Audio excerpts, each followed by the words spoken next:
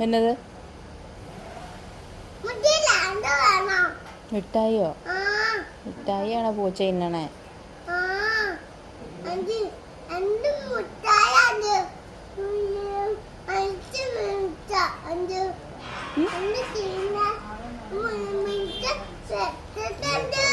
പൂച്ചക്ക് വിശക്കുവാണോ? മിഠായി ഉണ്ടോ നിന്റെ കയ്യില്?